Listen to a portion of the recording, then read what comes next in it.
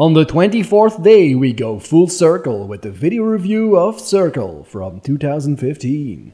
It's a thinking man's sci-fi horror film in the vein of the classic Cube from 1997 and Exam from 2009. The basic premise is about 50 people waking up in a dark room, each standing on a small circle in concentric circles.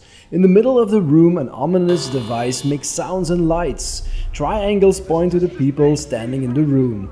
Every 2 minutes, an alarm goes off, signaling the execution of one of them by getting zapped. It appears that they need to vote on who dies and who gets to remain alive. A psychological struggle for survival, humanity, and the human condition ensues.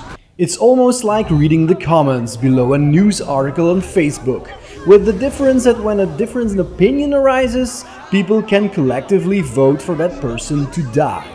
Of course, among the 50 people, some stereotypes are added into the mix so that tensions can arise.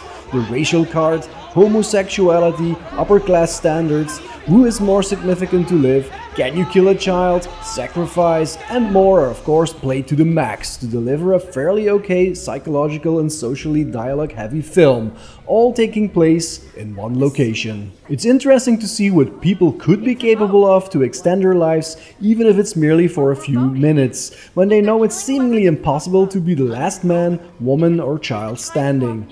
There were a few moments in the film that I felt that an obvious asshole or upper-class douchebag should have been voted on to die earlier, based on the extremes of what he was saying, so it took a little bit of suspension of disbelief from my part. In a situation like this, many lesser animals devour the lion when they are cornered, especially when the lion is chained. The movie was almost fine until the ending came. It should have been more like the ending of Cube, as that what it wasn't meant was left to the imagination.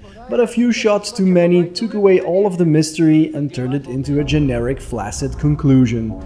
It's a shame really, because I could find a lot of fun in the social interactions in the voting game part of the film, as it showed the worst side of the human condition. About the looks and visuals, I can be very short. It's one dark room with lots of reds, close-ups and wide shots, so it fits its purpose. It's not particularly violent and the executions aren't nasty. It's not overly long, as it clocks at 85 minutes, which made it flow like a small-scale version of the Japanese classic Battle Royale. So in conclusion, sometimes the stereotyping made it predictable, but there were a few scenes in the movie that worked, as it got an emotional reaction from me. It's the ending that made this film drop in quality. Everything preceding it was interesting, but in the end it turned into a mediocre film. Certainly not as good or intelligent as Cube, but the horror of the concept was good enough to make me wonder what I would do in their situation. See you next time.